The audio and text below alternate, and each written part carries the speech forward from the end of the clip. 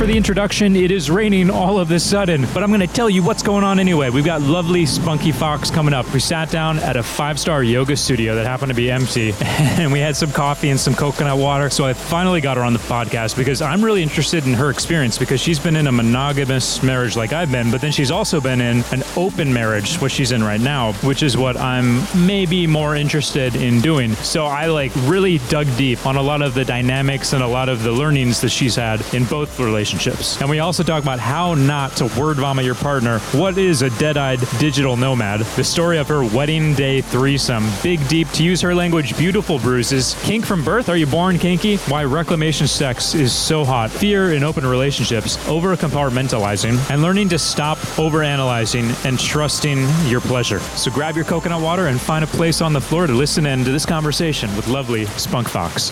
So we were sitting by the beach. And you told me about, you used to have a podcast. Yeah. So the podcast was not a real thing. It was a thing for me and my friend to just kind of have fun. And it kind of, I think, it made us want to do more things and to just explore more. So for more, it's like a dare, basically. Yeah. It's like a system to dare yourself. Yeah. It was like a place to explore things and be well, it's for the podcast. I guess we have to. So yeah, there was so the pie guy, there was a guy, he's pretty well known in our little community, in the little kink community, because I mostly got into FetLife in one little small town. Mm-hmm. And that will be which unnamed. Is a very kinky town. Mm-hmm. Especially for how small it was. And there was a guy there that we had heard about where he posted on Craigslist, which is so unfortunate that Craigslist doesn't have its little personals anymore, because that was the weirdest shit. Mm-hmm. Not the best shit was on there, I think. And he wanted somebody, and I actually knew a couple of people who did it. It wasn't just my one friend. Okay. His thing was that he wanted, it was definitely based in humiliation, I think. But he wanted girls, attractive girls, to come to his house, and he paid them. And he had these really, apparently, I didn't see this myself though, but apparently they were very nicely fresh baked pies. Mm. And they were stacked up on his dresser, and he would be in the bathtub.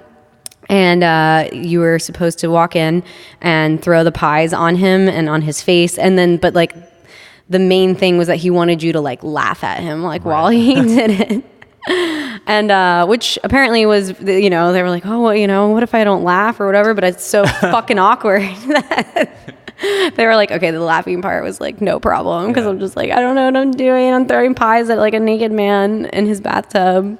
And and then they got paid, and I think it was kind of a lot. It was he just had cash next to the pies. I guess they could have just taken the cash without the pie. Your cash is next to the pies. Yeah, and that was it. And just laughed at him and left. And he apparently at the end was all right, get out. How much did he get paid? It was a few $100s. I don't remember how much exactly, but it was enough that I was oh, that's decent money for just throwing pies in someone's face. Make that a job. Yeah. And then at the end, he's get out. Yeah, it was wrapped up. They were he was okay, this is done. And they were oh, okay. Yeah. The laughter stops. You're okay, bye. Okay, just take the cash man. And leave. Yeah, the pie man. So I don't know if anyone would be able to identify the city based on the pie guy, but I'm sure someone could. Notorious pie man. So was he in the kink community, or this was? I don't know, because he had posted it on Craigslist, and so he didn't say oh, and by the way, my handle on FetLife is blah blah blah. So my guess is yes, and I don't know. Mm-hmm. I mean, I hope he found the kinky world. Mm-hmm. He was in wasn't it. Just doing it by himself. He was there. Yeah. So the humiliation thing. Mm-hmm. That's sort of your thing a little bit, right? Degradation. It's a little different. Okay. Yeah. No, degradation is really fun for me. I think probably because it's for me, it's been a way to take things that were once really shameful and make them empowering, the word slut and whore.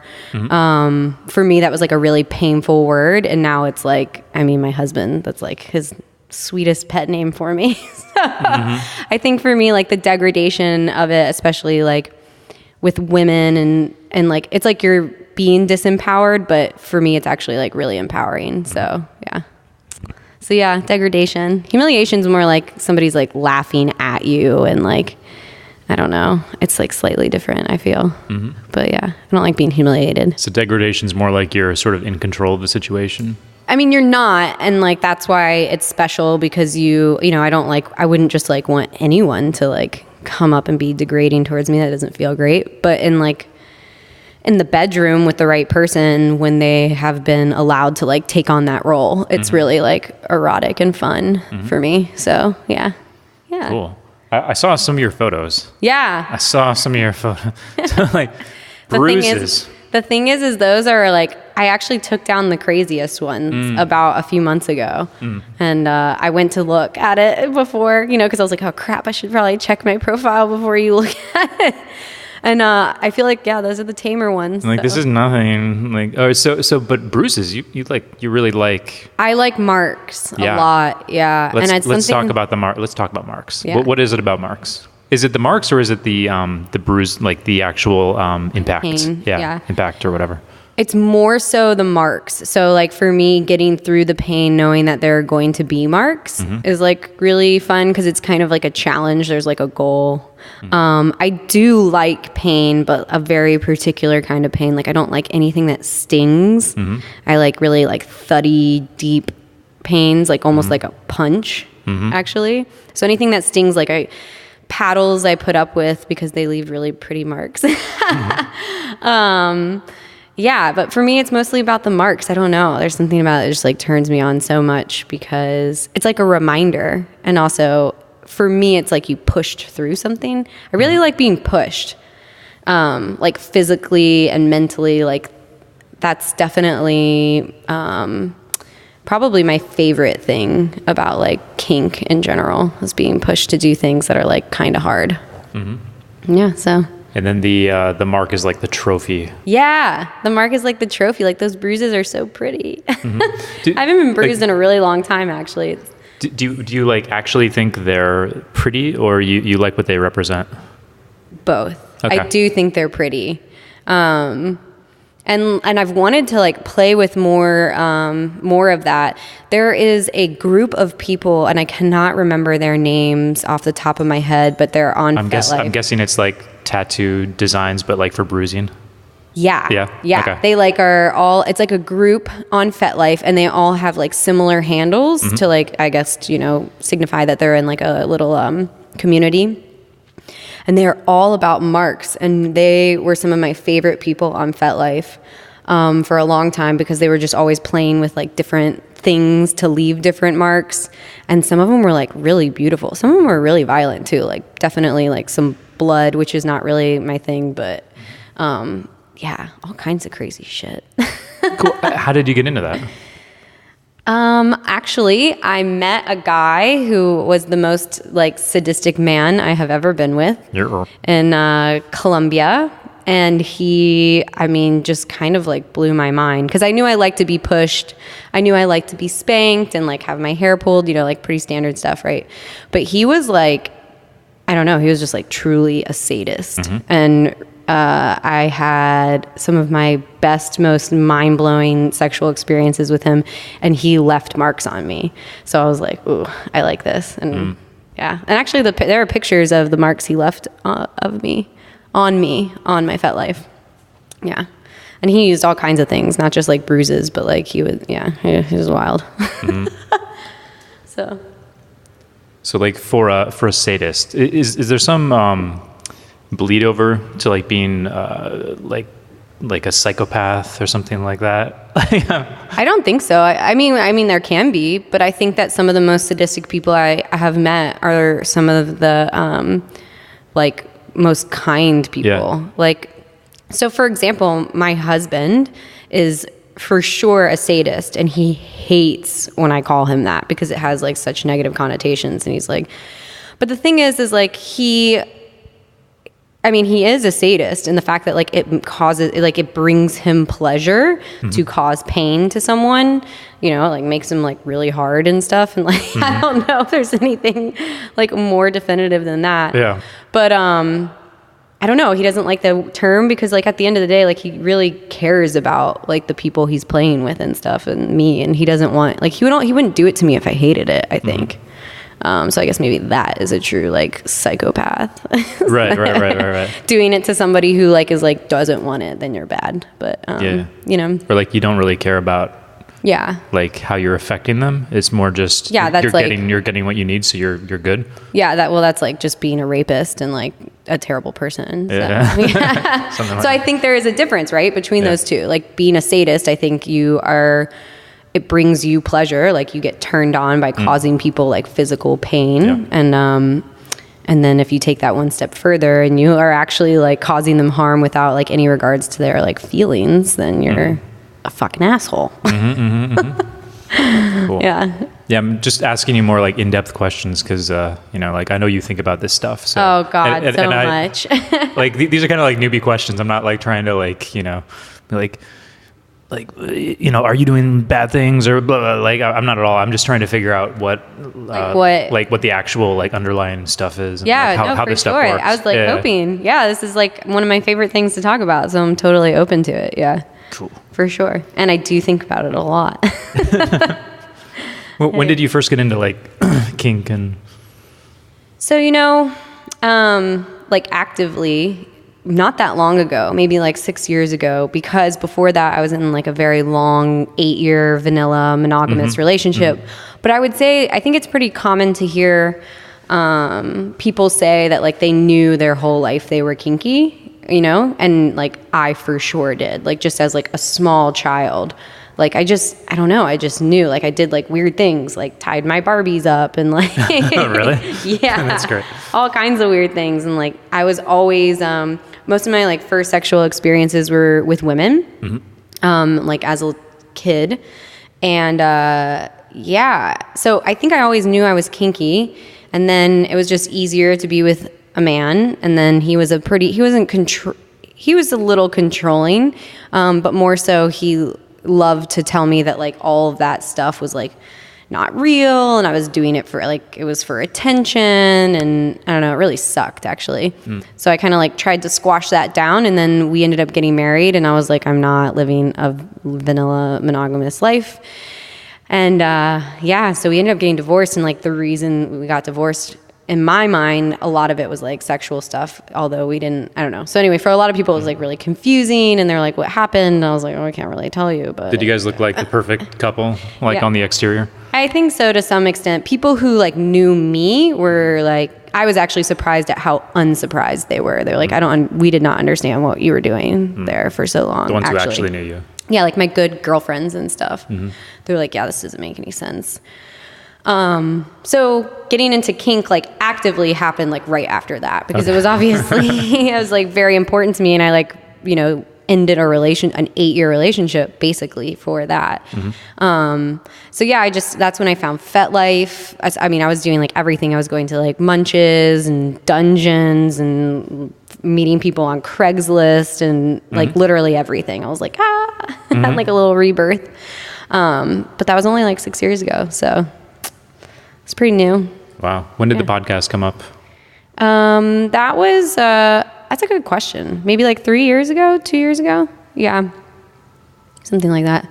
Cool. So with that relationship, like, was it really just, was it mostly the kink, or like you were saying, it was, you know, like multiple things, but it was mostly sexual? It was just, well, also like again, from a very, very young age, I just never knew I was going to be in a monogamous relationship. And, yeah, and I told him those things, and he was just like, yeah, whatever. In fact, like when he proposed to me, one of the first things he said after I said yes was like, remember when you just said you didn't believe in monogamy? And I was just like, that was like massive red flag. Shit. I was like, all right, what am I doing?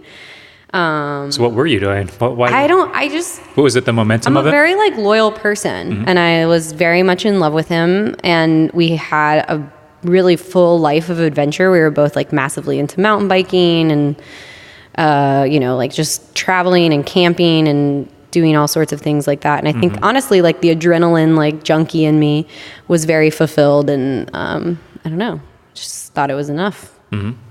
So yeah, I was married too. Yeah. So like, yeah, there's like a momentum kind of component to relationships. And it's like, it's growing. It's, you know, it's like, and then if you're going to stop it, like you really have to stop it. You know, you can't just sort of wind it down. It's just sort of, because one person wants to keep it going, and then, you know.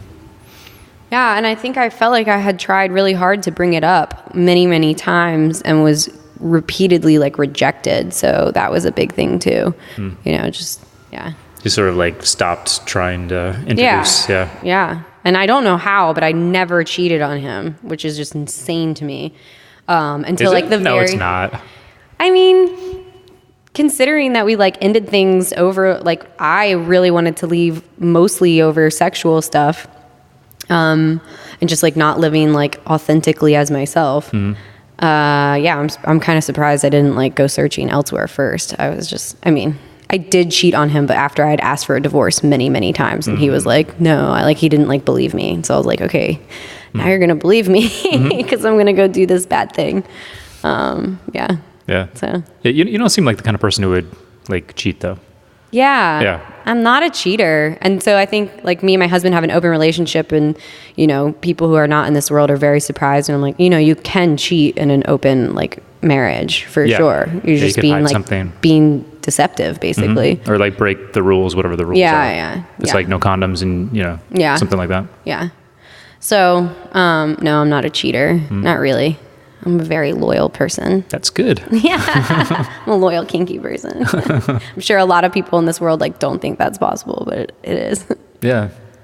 Yeah. It's not only like possible, like it's really important. Like, I don't know, girls, guys, I think especially for girls though, I think guys get a little bit more of a leeway around, you know, like cheating around. Sometimes it kind of turns the girl on, like, oh, he's got so many options that he can just cheat on me and I still like him. I hate him, but I love him. Yeah. You know, but like for girl. Sure. Yeah.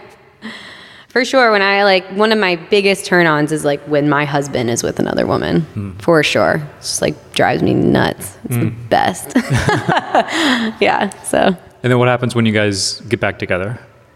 Reclamation sex, which is like the best thing in the world, where you're like, you're fucking mine and you're hot and other people want you, which is even hotter. And then you like come together afterward, and it's just like really amazing. Yeah. Does it go both ways, like for the guy reclaiming the girl and the girl? Yeah, and I think that really surprised my husband actually. Yeah. I don't think, because that was something he wasn't like really looking forward to, is me with other men especially, and so it was actually like pretty hard for us at first. And I think it surprised him that it did like also turn him on, and like thank God, right? It could have definitely gone the other way. So, got lucky on that side of things, but because I didn't know and he didn't know either. But yeah, so it's good. I can understand it from like the guy's perspective, of like, you know, the girl goes off and then you're like, that fucking bitch, and she comes back or whatever, like, you know, and you sort of have that extra energy. Yeah. Like there was this, I worked at this organic farm before, and there was like a goat. So it was like this male goat, and then there was a couple like female goats. So like the male goat would like mate with the females once in a while, right? But so after the male goat mated with the females, the owner would have to wrestle the goat like to the ground and like pin him down, and then the goat would finally like submit to him, and then after that the goat would be sort of calm.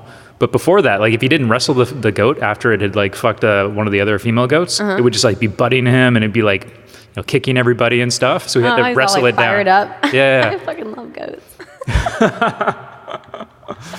It's sort of like the like reclaiming thing. It's like once somebody, you know, like the girl goes off and then she's sort of, you know, out in the marketplace again, sort of perceived, you know, somewhere in your brain, and then you're like, all right, get her back. There's like that extra energy. Yeah, for sure. And I think that there's something really powerful in the fact that you're giving the person the opportunity to like go out and like potentially leave you. You know, that's the fear, right, behind it. And then they come back to you, and it just feels really fucking good, you know?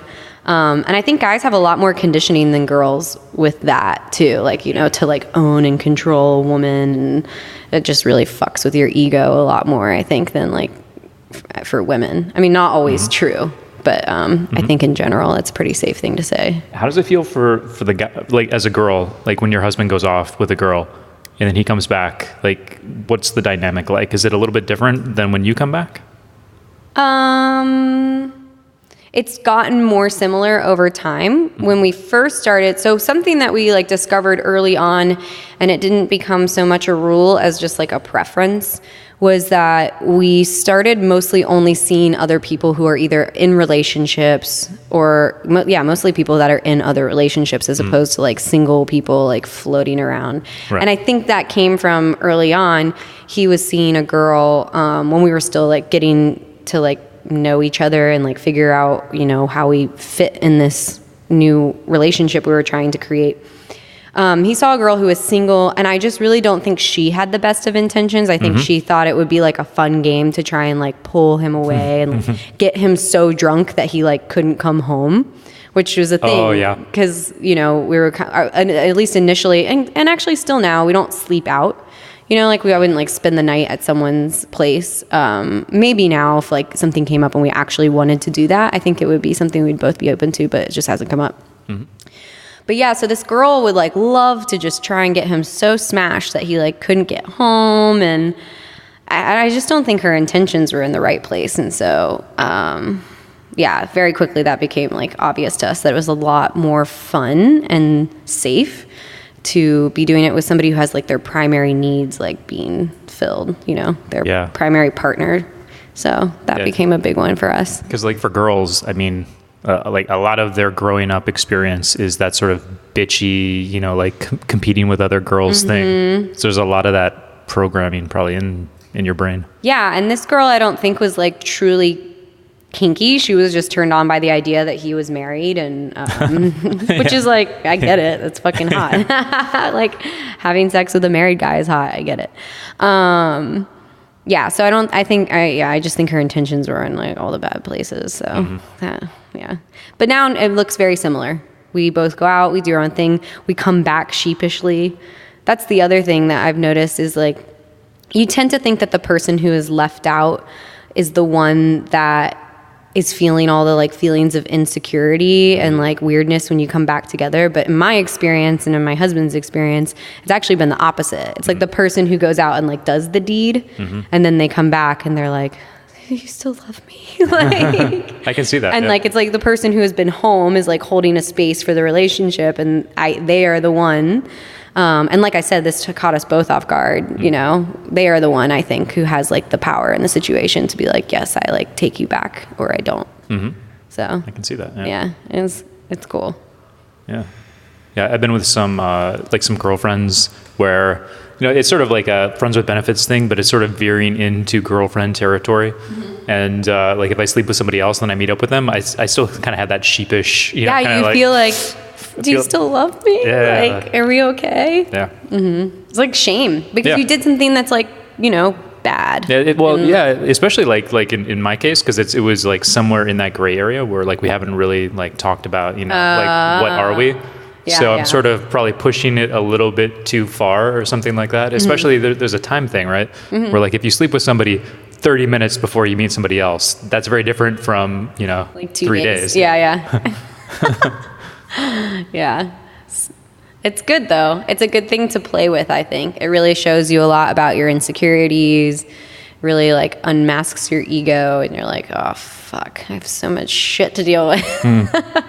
So that's why I like it. That's another big thing is like all the mental stuff that comes after is actually really enjoyable to me. I'd rather like deal with that than not.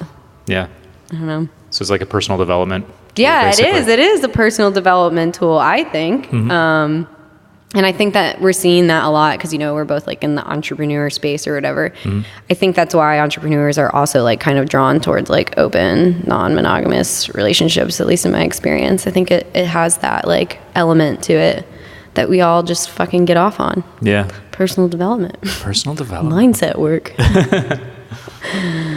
Yeah. Well, how do you think about the time thing? Like I just said like the 30 minutes, you know, 2 days kind of thing. I mean, to me, it doesn't really matter. I don't know. I don't have like a thing about that. Yeah. I think maybe if it was like a certain situation, but I don't know. I think obviously it's like, well, to me, it's hot. So the sooner the better. The sooner the better. Like, ooh, you taste like her. Yeah. Yeah. Cool. So So when did you get into the open relationship, the open marriage? When I like after that relationship ended, I like went into the world like, don't fuck with me unless you want an open relationship. Okay, yep. Like, we're not even having a conversation unless that's like on the table. Mm-hmm. So my husband knew that like from the beginning. And then how long of a break was it between getting divorced and then? I think it was like a few years, 2 years. It wasn't long. Mm-hmm. I never thought I'd get married again. I was like, I'm never getting married again. So what made you decide to do it? I don't know. He was just like the right person, but also he is English, and for us to be together, we had to get married. But it was like, I mean, like 6 months into knowing him, I was like, I will marry you right now. Let's get married. You're fucking amazing. So yeah, he's awesome. That's awesome. All right. So then, I saw on some of your writings on your FetLife profile. I don't even know what's on there. Still on there. So you said your partner has to like ask you for details before you offer them up. That was like a rule or like sort of a best practice you guys figured out. Say that again? Like, so you don't just come back from fucking a guy and be like, we did this and this and this and this and this. And then his face is just being crushed. He doesn't really, especially at first, he did not want to hear any details. Mm-hmm. Now he kind of like, he's like come around to my side of things. I'm like, tell me all about it. Mm-hmm. And it really turns me on. So now he's actually come around a lot since then. Mm-hmm. But we did have this thing, I'm an oversharer, for sure. And so we had this thing where I would come back and I would be like, I would like word vomit on him. Yeah. I was just like, well, this is what happened. Like, just like bare my soul. And he was like, oh my God, I don't want this. But that's like in life. That's not even just in sexual stuff. I've like really learned to like not overshare. Mm-hmm. He's also English. So he thinks that like us Americans are just like talking about our emotions way too much. Yeah, just like toddlers. Yeah, he's just like, oh my God, get it together. Which I really love and respect.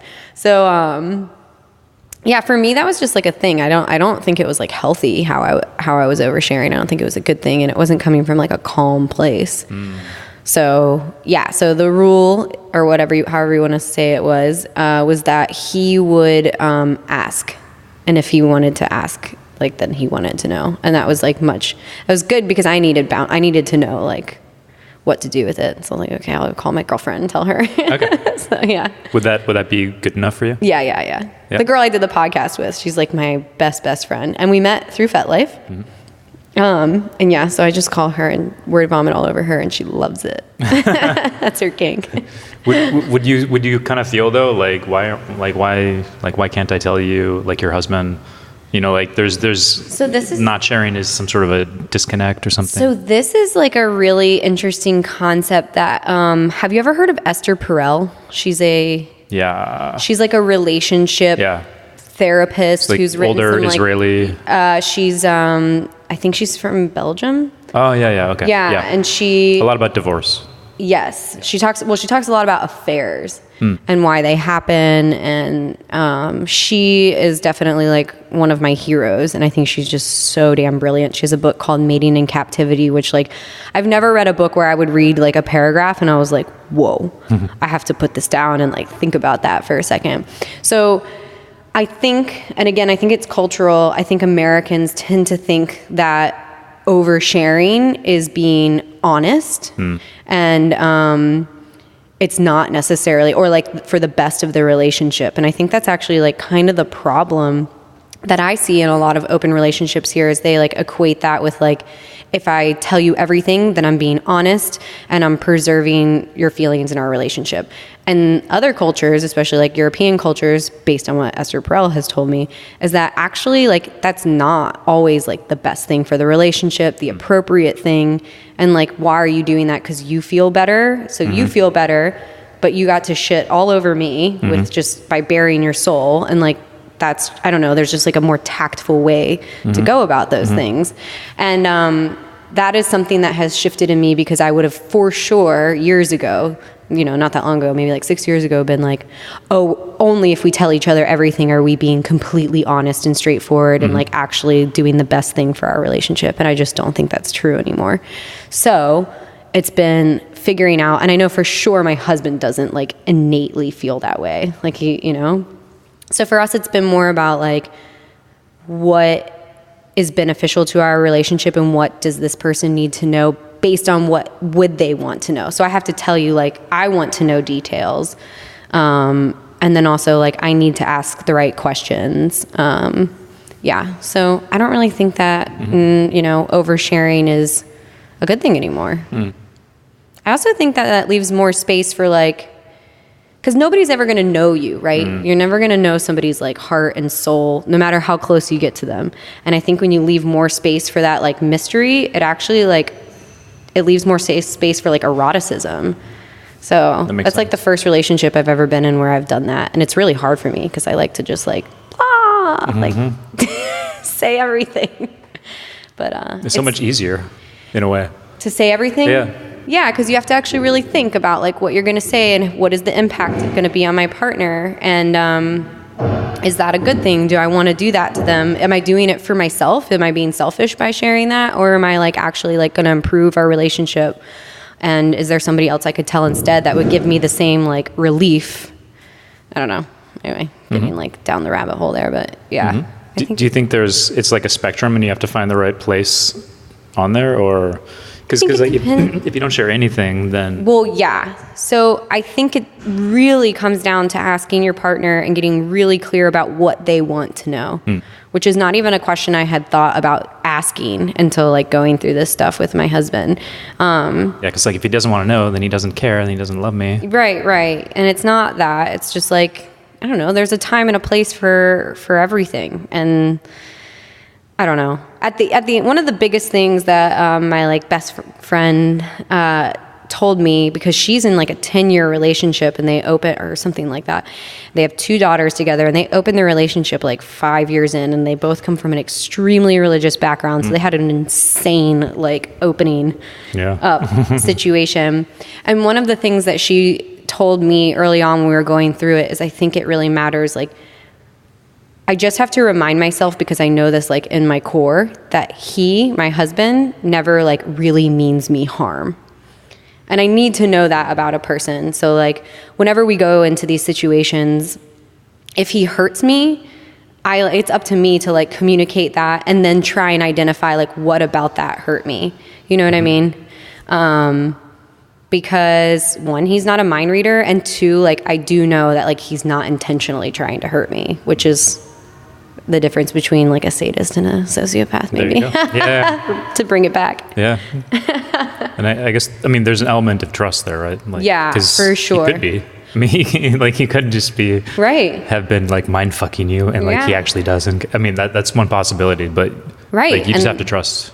Yeah, and I think that's, like, goes back to, like, you can cheat in an open relationship if you're being, like, deceptive, and, like, if you are doing that, that breaks trust, and then that doesn't work. So yeah, it's crazy. It's fun.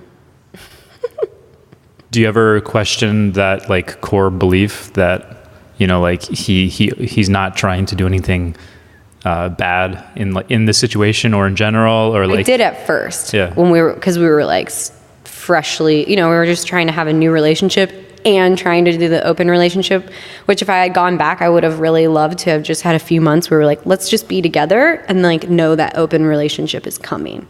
But we were like, we're together, we're independent, we're going to do the open relationship thing. It was a lot. It was, like, so fucking much.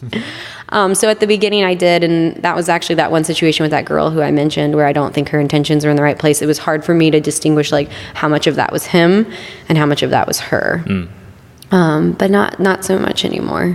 Yeah. Just sort of trust, just believe. Yeah, it's like trust has been built. Yeah. And it's pretty good. Yeah, that's good. Yeah. Yeah. Right. So, it's good. Trust is good. Yeah. When it's placed with the right person. Yeah. Yeah. I mean, but the thing is, and that's when people ask me, they're like, oh, I don't know how you do it, blah, blah, blah. I'm like, but those things happen in regular fucking monogamous relationships. It just looks different. You know what I mean? You still build and earn trust in a regular vanilla relationship. It just is, like, in a different way. So I don't see the difference. Or people are like, oh, what if he, like, leaves you? I'm like, that could also happen in a very vanilla, like, controlling. That happens every fucking day. Sure. So I don't know. I just like it better this way. Nah, it makes a lot of sense. Do you think open relationships make sense for a lot of different couples, people, or? I've come to believe that so at first I was like, everyone should be in an open relationship, but I really just think everybody's different.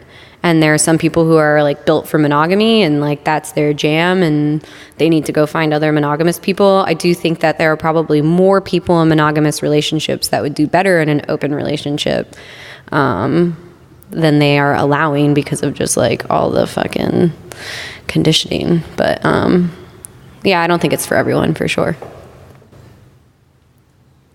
Sounds good. Do you think it's similar to like religion, where some people are probably best suited to having some, like do this, don't do this, and just, like take that and run with it, as opposed to like having to figure out all the, because like, not having a religion is complicated. Oh yeah. It's just like that, actually. Not just like that, but very similar. I see what you're saying. Yeah. But I also don't like give people a break. Like I think like personally, right? I don't think like religions are factual. Mm-hmm. So if somebody believes in a religion, that's like a pragmatic thing or something, mm-hmm. where like that's where they are. It makes them feel a certain way, right. Whatever their conditioning is such that, they're receptive to it or whatever. It's just a lot of work to like go against that. Do you think monogamy is kind of like that, where it's like, if you really did the work, or if you had the processing power maybe to go there. See, I think and this is again just based on my own like personal experience and journey, I really do think that there's something that's more innate than that.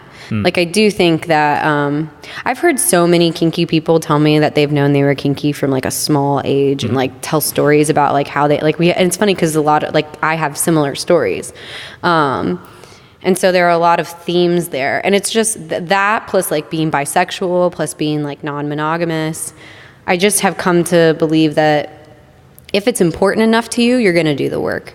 And if it's not, then you're not. And it's just like a spectrum, if you will, like so many things in life. That makes sense. Yeah. So to me, it's like a spectrum. And, maybe you're kinky, but it's like too terrifying and you don't want to do it and do the work. And so you stay in a very vanilla relationship. Mm-hmm. I don't know. To me, it was too important to like not deal with. It was actually like soul crushing to not have it be a part of my life. How did that feel? Fucking terrible. Like it felt like I was like example? It felt like I just wasn't seen or accepted or loved for me. Like it was like an idea of me was there and being loved and accepted. And I felt like I was screaming. I really do. I feel like I was like, this is like, I am not the person that you like think I am. I didn't say it quite like that. More like, I don't know. I was just like, this is like what you want this relationship to be is like not who I am. Yeah. And it just hurt. It did not feel good. It's kind of like a gaslighting kind of thing. I actually no, he massively gaslighted me. I didn't even know what that word was until we left, and when I found out what that word was, I was like, oh my god, that was my last day here. Sorry, go ahead. I didn't mean to cut you off, but no, because gaslighting. Gaslighting. It's like like making you question whether like your desires are imposed by XYZ or innate, and then just like mind fucking you over that. It's a massive mind fuck. Yeah. And it made me, when I left that relationship, I had like a solid year where I like really didn't trust my own judgment in things. Like I didn't trust my own judgment in people and what I really like believed about myself. It was like a total midlife crisis. So gaslighting is the worst. And it's so subtle, like, it's not like outright abuse. It's basically just making somebody feel insane, and it does not feel good. Yeah, and it only works on people who are like sort of have like probably just a high massively side. It's like a high O value or whatever, like openness, where if somebody's like, you know what, like the plant over there, like it might not actually be green. It might just be, like your particular like your eye color. Like everybody else might see it as purple, except for you, because of like you have this genetic thing. Right. You know, it's kind of a freak. It might not, maybe not just you, but like, you know, 0.01% of people might see it as the way you see it. Everybody else sees it as purple. And if you like have a sort of high openness value, you might be like, oh, okay, like I guess I can see your point, but like most people be like, shut the fuck up. What are you talking about? Yeah. Well, it also depends on the subject too. The things that he was telling me were like not true, or I was crazy about, or things that are like goes against like every traditional norm. Like, so there's that too. I mean, if you're going to talk about like the color of the plant, like that's a generally accepted thing, and you're going with the mainstream there. So it's easy to be like, gosh, shut the fuck up. But if you're like talking about something that like pretty much 90% of the world, maybe more, disagrees with you, yeah, it's a little easier to you could probably pull out like the it's a little easier to get away with. Yeah, you could probably pull out like the DM, whatever, like the diagnostic manual for like mental health things, and be like, you know, like let's figure out what's going on here. Yeah, or try to pathologize you. Yeah, for sure. Did that I mean, that happens to people, you know. Yeah. People like get sent to like gay camps to try and be like to rid them of like homosexual for sure. Like, God, that just like makes me so angry. I can't even like I can't even talk about it. Gay camp. So when you were when you were in the marriage and the first one, and you were like, you felt like you were screaming, what was the main thing that you felt like not validated on or not accepted on? Was it like wanting to be with one of the partners, things that he and his family used to say to me, because we were together for 8 years and I was very close with his family. One of the things that they would all say to me was that like they really value, and they said it in many different ways. They all valued somebody who could just like bloom where they're planted, you know, like the kind of like be a fucking chameleon, basically. Like if only you can just bloom anywhere and be like, you know, why do you need to like live here or be doing these things? Like why do you know, it's like the same thing people say to gay people. Like, why do you feel the need to tell us that you're gay? Like, I don't go around telling people that I'm straight. It's like, yeah, you're actually saying that because you've never had something that is a part of who you are that is like wholly rejected. Like only comes from people who are living in a life, you know, whether it's true or not, where they're like being accepted as they are. So yeah. Ugh. So when they were like, why don't you just, you know, bloom where you're planted? What were they thinking about? What was like, what was that a reaction to? The other thing is they lived in the deep, deep South. So I'm not going to like say locations, but like as fucking Southern and as backwards and as racist and as like, you know, conservative, not open-minded. Yeah. I mean, and so like being in that as well, you know, I felt it more. It wasn't like I was living in my little liberal town where there were a lot of kinky people and I like felt okay. He wanted to live there because that's where his family's business was. And I tried really hard to like make it work, and I could not do it. Were you in a city center or like a rural? I mean, yeah, I guess it was a city, but like not real. No. Yeah. No, Okay. no. Not city enough to like find the right people. Yeah. I went to the University of Georgia, so I was in the deep South, and it's like that. Yeah. Very similar. Yeah. Like country there's a big music. college there. Yep. There's a big what is it? What is the team? NCAA? Is that no? The basketball or football or something? Football. What's the football one? In Georgia? No, the big football SEC. Yeah, something. Wait, what? I don't know. Sports. The sports. What's the one with the sports? There's a ball. I totally fit in there, as you can see. Tailgating every fucking weekend. Yeah. So what, like, what, were there specific things where they're like, you know, you don't fit in because of this, and this? I mean, part of it is probably you're a little bit more cosmopolitan. That's one thing. But like on the sexuality kink side, were there things that... The thing is because it's sexual stuff, a lot of that happened like in the privacy of our home. Like, I don't think that was like between me and him. Like his family wasn't aware of that. He did have one little sister who's gay, and she and I really bonded. And I remember like her coming out, like it was in that family it was brutal. And so we are still close. We're the only people like she's the only one I'm still close with. Yeah, she's fucking amazing. But yeah, I don't know. It wasn't, again, it's like not one of those things that you can quite put your finger on when it's something like that, but you just feel rejected, you know? Yeah. And they knew I was miserable. Like, I was so miserable. But their response to me was like, buck up. Yeah, it's like everybody else here is fine. So what makes you so special? Bloom where you're planted. Bloom where you're planted. Why won't you just bloom where you're planted? I bet you've heard that phrase a lot. Oh my God. It doesn't even make a lot of sense. It's like, all right, throw a plant on the concrete. Yeah, bloom where you're planted, bitch. Yeah, just like in a desert. Do it. Why can't you do it? There's no water. Must be something wrong with you. Maybe certain plants are meant to be in certain climates. Oh, shit. Oh, God, if only I'd thought of that. Now you got it. I'm going to go back. Email that, yeah. I finally came up with a response. Should like buy a billboard next to their house or something. Yeah. Certain plants don't bloom in certain climates, like this fucking swamp. Yeah. Oh, he nailed it. It was a swamp. Yeah. So that was just sort of like general, like, you know, country versus or like, you know, kind of regions for the family, and then for the guy, was like the main thing that you were screaming about with your first husband. What were like the things, like if you could have listed them, but like is being bisexual. Okay. He thought that was like a cry for attention or something, even though like all through college I was regularly like with women. I mean, when me and him got together, I was like with a woman, and he like kind of jumped in there somehow.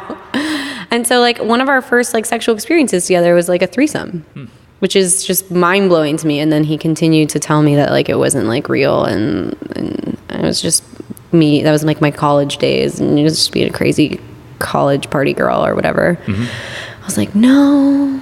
Yeah. Because girls do make out with other girls to like turn on guys. That's a thing. Yeah. Oh yeah. But like he knew it wasn't. Yeah. Well, and I think that's the thing, is like he knew it wasn't, so he was I think genuinely threatened by it. Yeah. And actually like at the end, like the cheating with the divorce, like it was with a woman.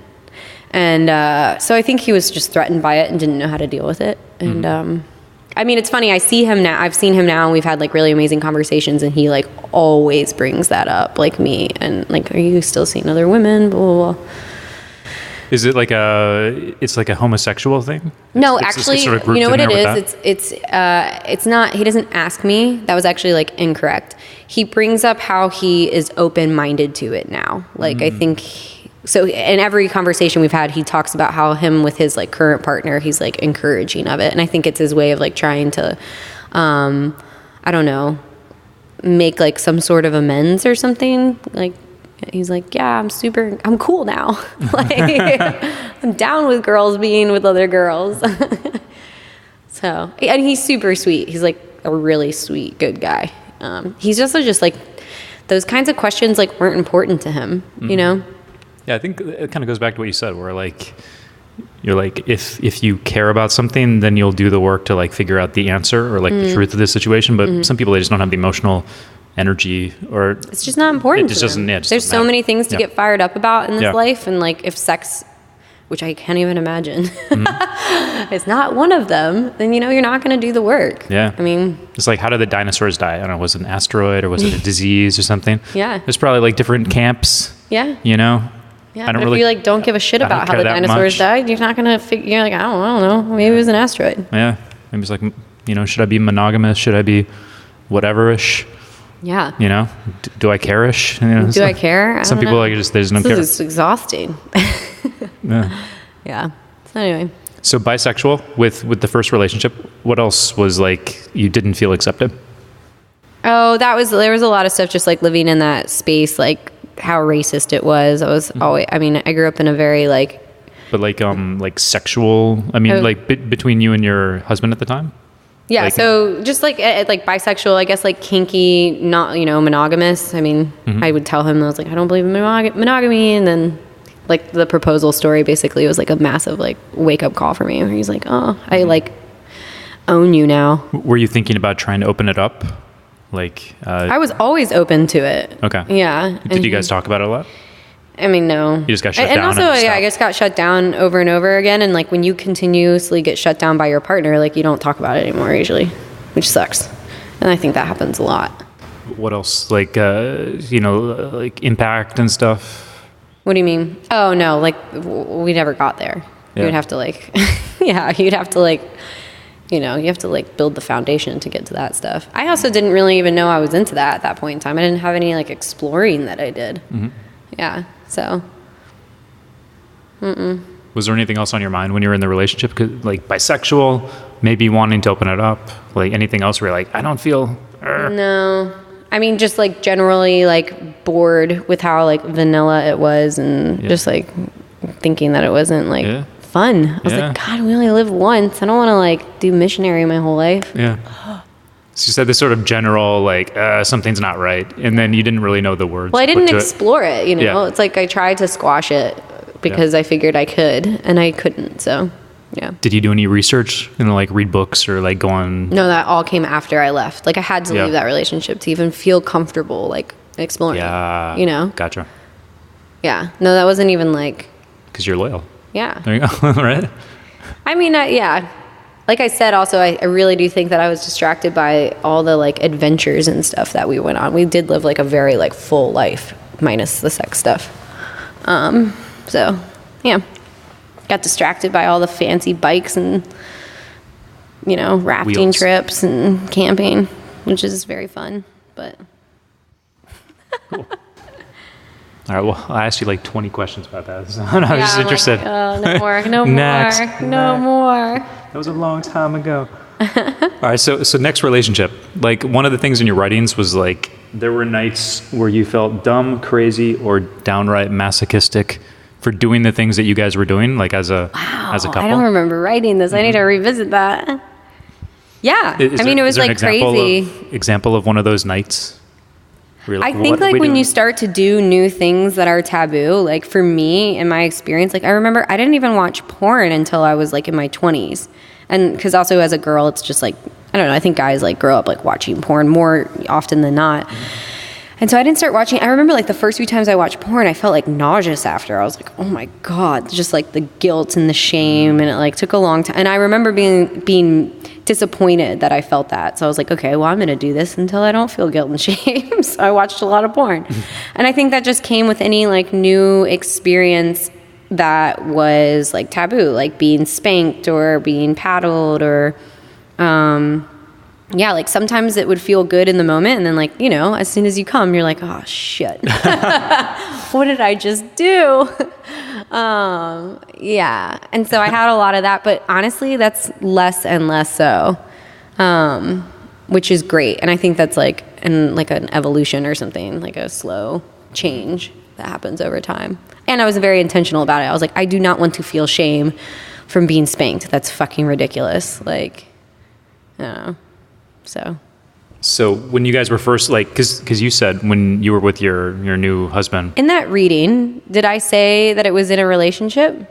Yeah, I think this was with your new husband. I think it was like the open relationship thing. I think it was lessons learned from the open relationship. Oh, okay. Yeah. I think it was that one. I'm just trying to get a gauge as to like where my mind was when I wrote that. Mm-hmm. Yeah, I think, there was a lot of guilt and shame even just about opening it up. Like, gosh, the first time I went and like was in a relationship with him and like slept with another man, like I was like fucked up after that, like mentally. I just felt terrible. Like it almost didn't feel worth it. Mm-hmm. But I had known from like other experiences that if I like pushed through it, it would stop happening and I would like come to accept that part of myself. And mentally, I really wanted to be able to accept that because there is like nothing wrong with it. Like if I'm having sex with another man and my husband says it's okay and I'm enjoying myself and he's enjoying and everybody's happy, like the shame and the guilt that comes after that is purely conditioning. So for me, it was like, no, I'm not like, it is important enough to me to like push through that so that I don't feel that way afterwards. So you have to like trust the, like the pleasure or the feeling, like the enjoyment that you feel, like that's real. That's real. And the other stuff that comes after, that's conditioning. I mean, that's like simplifying it, but yeah. Yeah. And so that took time. And it was nice to have a partner who was like willing to do that with me for sure. So when you guys first started experimenting like as an open relationship, like sort of in that, unit or whatever, you got that label. So like, what were some of the hardest things about it? Like, I would say first couple months. I would say it was just dealing with each situation and like having to realize that there was no way I was going to really predict how I would actually feel afterwards. Like I would think I would know, and then it would happen and I would feel completely different and I would be like shocked. And so I had to realize like, okay, I need to go in this like more open-minded that like I don't know exactly how I'm going to feel after. And two, another like realization that seems really obvious now, but at the time was that me and him, we're going to, one, have very different experiences of like the same like situation. And then two, we're going to also have different things that we don't like. You know what I mean? So for example, I'm the one who doesn't want sleeping out. I think that it doesn't really like matter to him so much. But for me, it's like, no, then you're like cuddling. And like, it's cool if you fuck her, but don't cuddle her. Yeah, and like for him, he doesn't really want to hear all the details. I want to hear all the details. So it was like going into those, again, like it seems so obvious, right? But you kind of go into that as yourself, and so you do the things that you want to be done to you, and then you have to find out, okay, no, like I don't really want that, like please don't tell me all the details. I'm like, oh shit, okay, well, what do I do with the urge to like tell the details, like call my friend? What were some of the things you guys experimented with? For us, mostly it was just starting out, it was sleeping with other people. So it started out with girls? Is that how it started? Yeah. And then me with guys, which was like a whole new world. And then him with... Because that was hard for me too, like with like the whole loyalty thing. Yeah. Like it was hard on both of us. I think actually it was harder on me unexpectedly, even though I was the one like pushing for it. And then I was like, this is hard. But then like the kink stuff, it was mostly like us together. Recently, about actually a year ago, there was a guy who came into town from Australia, and it was fun because he was a switch.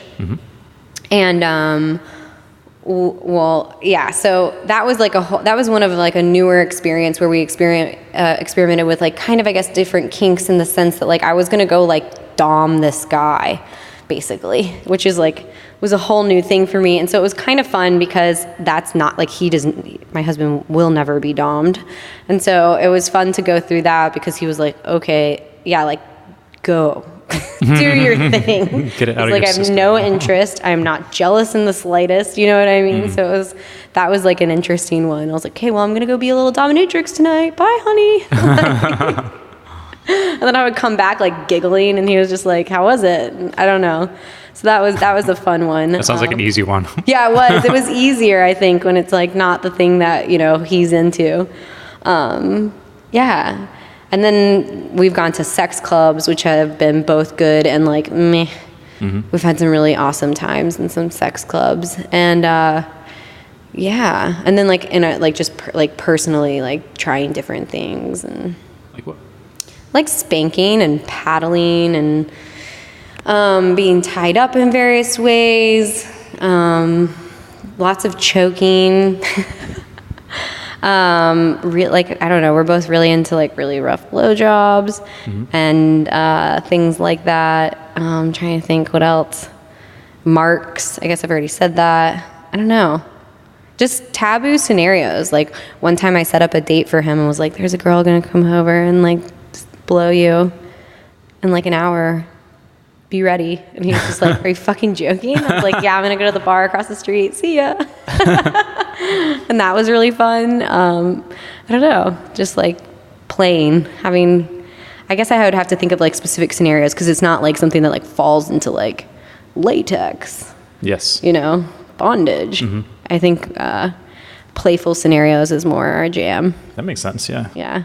It seems like you have creativity. It's like you have a lot of energy there, so you don't have to like pull out the list of kinks and go through it. You know, and like I get a lot of ideas from Fet. Actually, that's one of the things I love. Is like I'll be looking through. I'm like, that is a fucking hot idea. Like, let's do this thing. Let's put a dildo on a mirror and have you like cram my face onto it while you're like fucking me from behind. Like, I would have never thought of that on my own. I got that from FetLife. Thank you, FetLife. Yeah, thank you, FetLife. So what's on the list right now? Like, you haven't seen him for a while, like a couple months because you've been traveling, I think. Yeah. So well, like, for now we're just doing our own thing. So we're not even like, I haven't even asked him about sexual stuff, although he owes me a dick pic. I'm like, what the fuck? Where's my dick pic? It's been like a month since I've seen you. No, so now we're kind of doing our own exploring, and I think that's like kind of what we both wanted, just for a bit. It always helps to like go our own separate ways for like a month, because for me, I end up like relying on him a lot, and it's nice to like gain some independence back. So that's kind of what I'm doing, gaining some independence back while I'm here. Cool. Kind of just like a little bit. Yeah. Get to like, indulge a little more, because there's no permission that needs to be asked. So or time.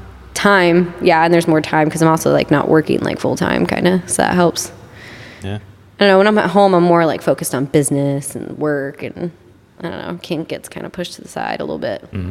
It's very time consuming being kinky. It is so time consuming. Yeah. Like a lot, like for real. So you made it your like career. But that makes it less time consuming in a way. Yeah, exactly. Well, that's what I'm saying. Because there's overlap. Like, yeah. But like for people who do it just purely for pleasure, like 100%, like, and they spend a lot of time, it's like, shit, some people spend so much full-time time. Job. Yeah. And that is another thing that I really have like found a good balance in my current relationship in, is that that's not his number one thing. And I don't think that like it could be mine. So I think if I was in a relationship where like their number one thing was that, I don't know, I'd just be like a complete lunatic. You guys would just go off the rails together. I just think, just disappear for months. Be a good thing. His come out thing with is welts like, business, personal development, mindset, and so like it's good because I'm into that too. So it like brings more of that out of me, or I'd just be like a massive sexual deviant, like running around.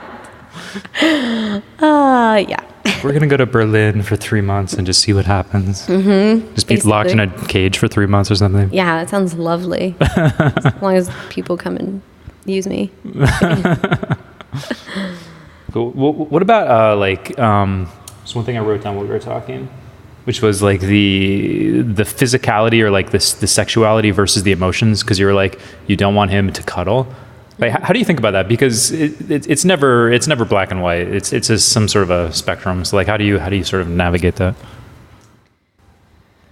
Well, I don't know. I mean, like, you can't stop that, and I don't want to stop it because it makes it more pleasurable, right?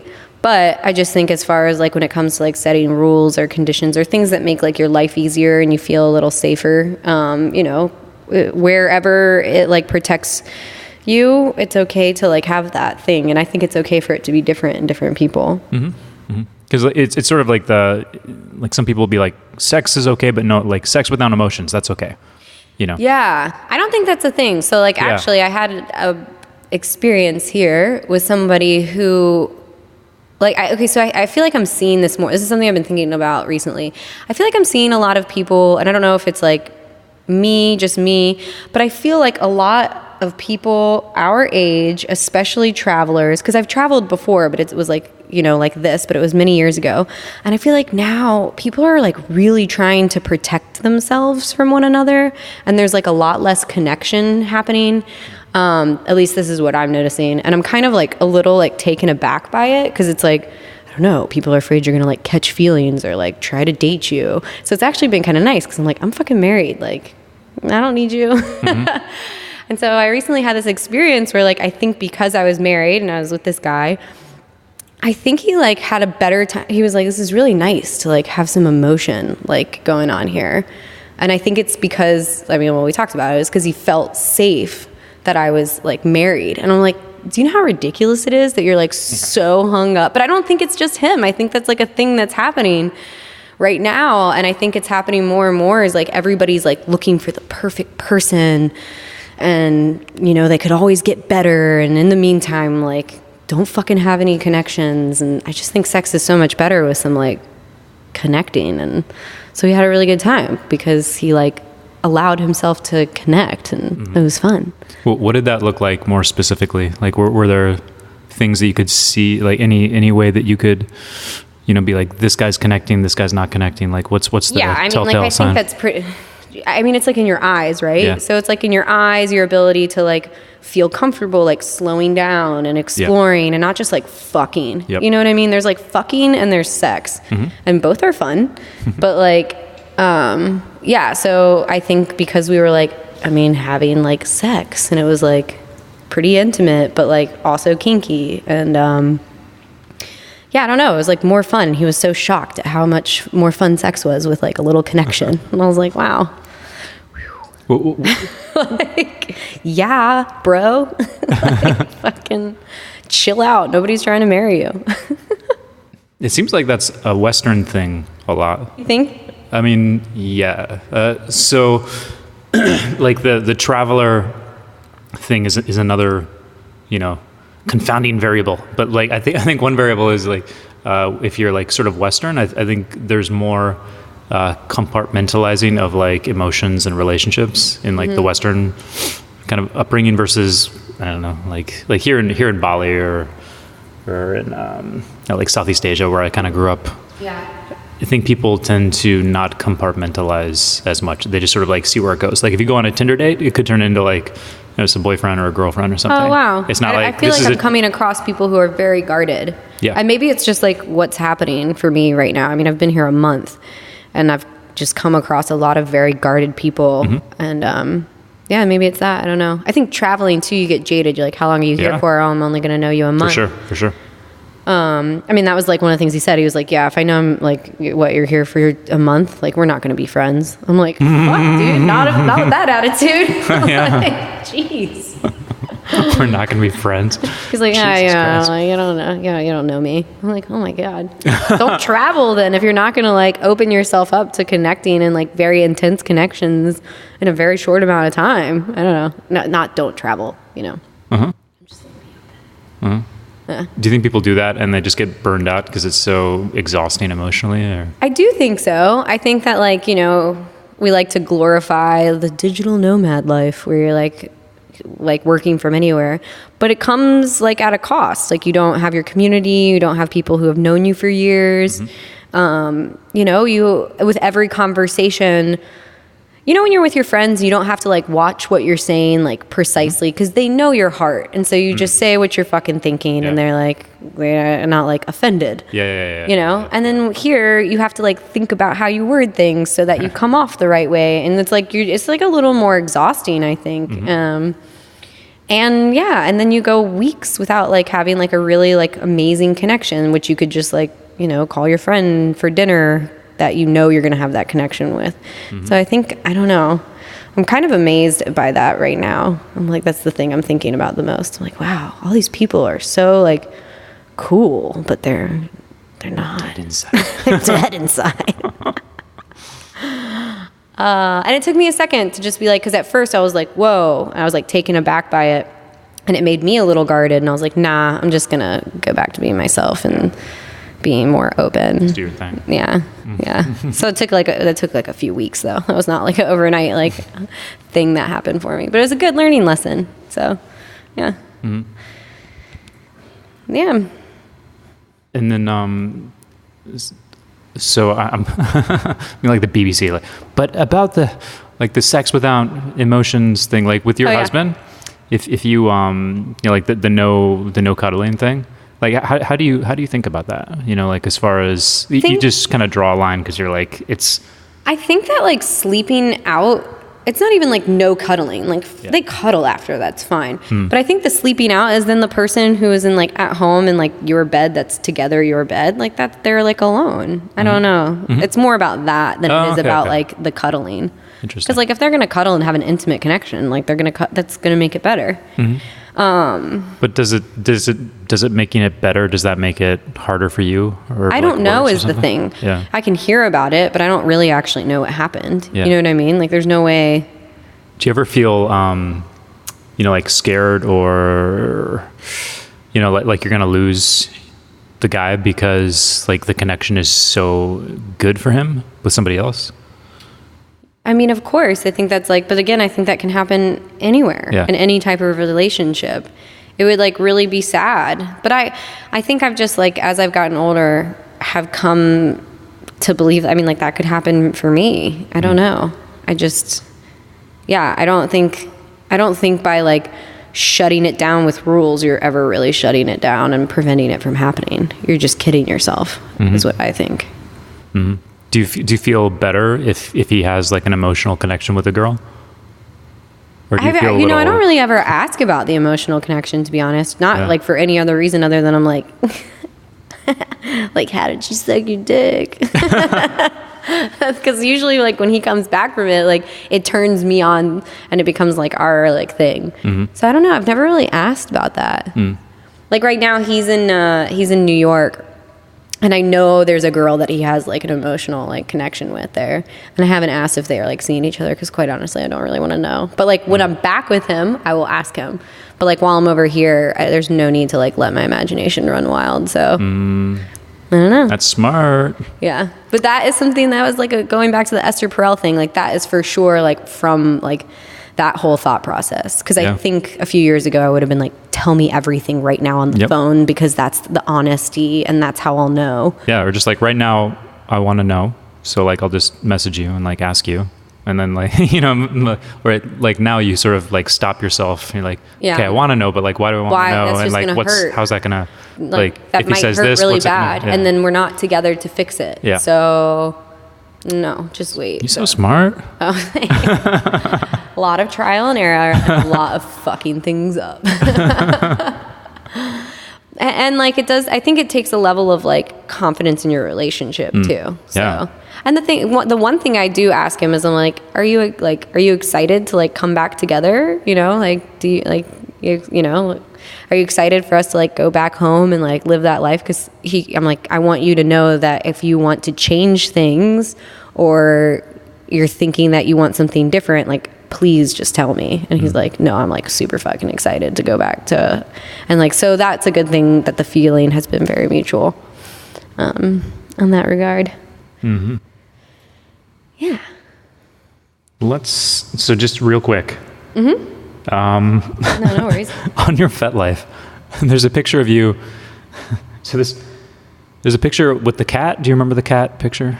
On the bed? Oh, yeah. That was our wedding. What the fuck is that? Oh, so that was the day you got married? So the day we got married, I was like, okay, we like, on the end, first of all, this was like my second wedding, and I was like never getting married, so when we were getting married, I was like, we're doing this like the right way, like 30 people in a garden, no big like deal. I mean, honestly, I kind of wanted to elope, and he was like, no, like I want to invite my parents and stuff. So like after our wedding ceremony, I was involved in like the kink community. I reached out to this girl that I knew he was like very attracted to, and I was like, I almost said his name, me and my husband, like after the ceremony before the dinner, and she was like, oh my God, fuck yeah. And so like after the ceremony, he had no idea. And he had no idea. Yeah, he had no idea.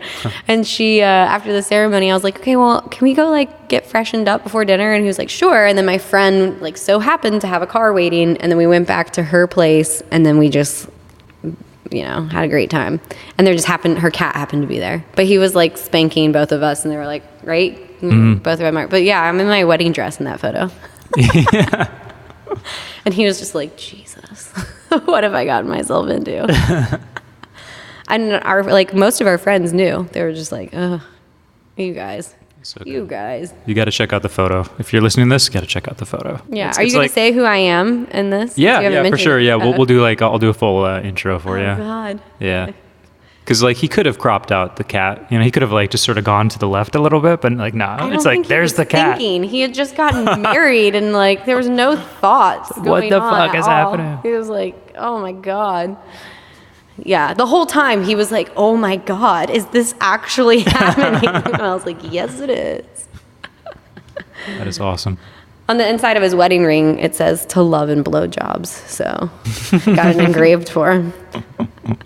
Because that's our thing.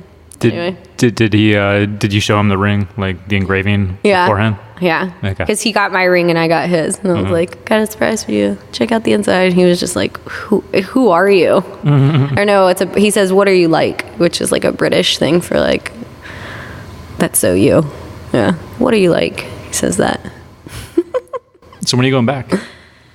May, in like a month and a half. Mm-hmm. Yeah. You excited?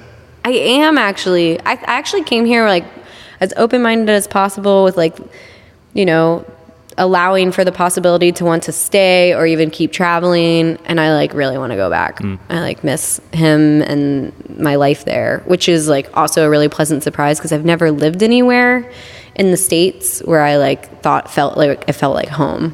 So this is like the first time I've had a place that like genuinely feels like home, which is a big fucking deal for me because I've lived in a lot of places and that just hasn't happened for me. So that was a really cool realization. But yeah. How long do you think you're going to stay back there? Are you going to like do the whole like get a house or that kind of thing? I mean, we have a place there. You got a place? Yeah, we have a place. So I don't know. We're going to go back and enjoy each other's company for a bit and see where things go, I think. Cool. Yeah. Sounds not too locked down, just sort of see how it goes. Yeah, he's the same way. He's a very, very independent person. So I think that's the way it works. So I don't know. I actually really want to go to Spain later this year. It's like top of the list. So because Latino women are or Spanish women, sorry. Mm-hmm. Yeah, that's my favorite.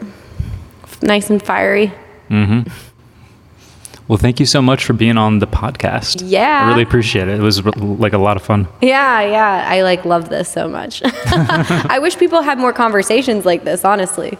Yeah. So yeah, just good. Give somebody a microphone gives you an excuse. Well, I don't even mean like the microphone, but even just like in general, people. Yeah. But this is like an acceptable like sort of framework. I'm being interviewed. Yeah. So it's legit. If I just like showed up with a notebook, I'm like, hey, we're sitting on the floor of a yoga studio right now. It's super efficient. Well, sweet. That was good. Yeah, no problem. I love it. Thanks for listening, and I want to thank my sponsors. I'm just kidding. I don't have any sponsors. I'm just doing this to connect with people in kink because I'm pretty vanilla and I want to figure out what all this kinky shit's about. If that resonates with you, join me on the journey and subscribe so you get all the next episodes. And you can also join in on the conversation by going to fetlife.com, finding my profile, Hunk Hands, like a hunky guy and hands with an S, Hunk Hands. And on my profile, you're going to see a journal entry with the show notes, and that's where you can comment, you can tag friends, you can like, and you can interact. So if you haven't already done it and you want to follow the show, hit that subscribe button and get all the next episodes. And thanks to I Hate This Place for the show music. See you next week.